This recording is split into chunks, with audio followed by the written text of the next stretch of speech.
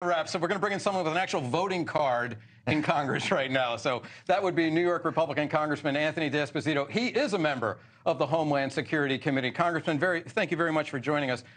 First of all, I'm going to start with the mayor of New York City, neighboring your district, of course, Eric Adams. He had a press conference yesterday, a press conference today, where he took to task the governor of Texas, Greg Abbott, for sending those buses to his city. Well, as I've said before, I'm not sure where Mayor Adams finds the right to criticize other people. When you are elected to find solutions to problems.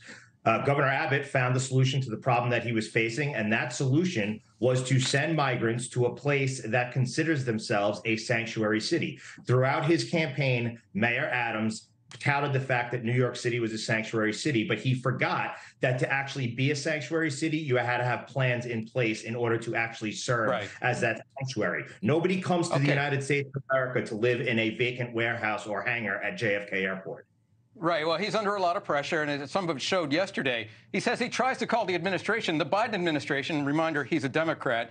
They don't talk to him, and he said, quote, "It baffles me." So more indications of the political pressure that the White House is under as this meeting goes on right now, as far as I know, in Mexico City. I want to ask you this about that meeting. What do you expect, if anything, to come out of it?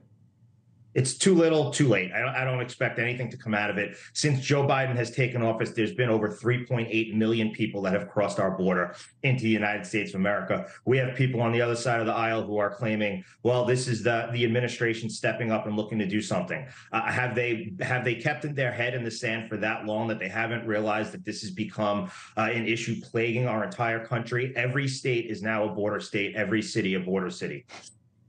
There's a poll out. How confident are you that Biden can make wise decisions about immigration? I think this is from Pew. I think you were referring to this. 67% say they are not confident. Only 32% say they are confident. That is a significant drop, as Kelly pointed out just a moment ago. How much pressure? What do you read into the fact that the White House is sitting down with Republicans in the Senate? That's number one.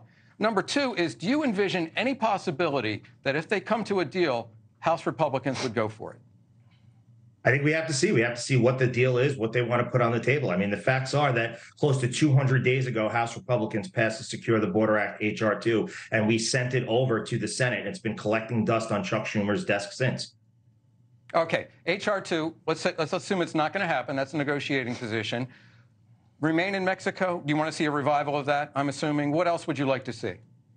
I want to see investments at the southern border. I want to see more Customs and Border Patrol agents hired. I want to see investments in the ability to process asylum. I'm not one of those people who say that we should not welcome people into this country. I believe people are deserving of the American dream, but they need to come through the front door. And in order for us to welcome people into this country and give people that American dream, we need to be able to process those asylum cases, and we need to give our processors every resource that they need to get that done.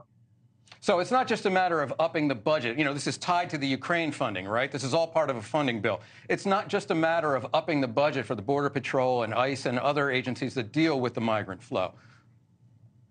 No, they want to tie Ukraine funding in, and I think that many of my colleagues, and at this point, I've become to really understand their point and begin to agree that we need to secure our own border. That's the issues that are facing the American people, and then we could focus on dealing with Ukraine again. I mean, we've sent a lot of money there, and I've always said, and I've voted on funding that has gone to Ukraine, and I've made it very clear that moving forward, we want to see where the money is going, what it's being used for, and how they plan on using further money.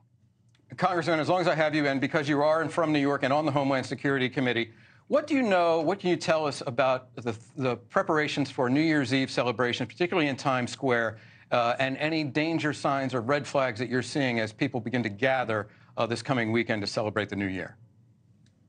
I think that the threats are there. We're seeing, obviously, most recently, individuals who have been pro-Palestine, people that have gone into the city. We've seen them block off the entry to JFK Airport, a major transportation hub. I know that the NYPD is working with all intelligence agencies to do the best job that they always do. They are the greatest police department in the world, and I have no doubt that they will keep this city safe. We just need to remain vigilant. We need to be careful, and we need to be safe and be smart. Thank you for watching, and make sure you go to joinnn.com to find NewsNation on your television provider.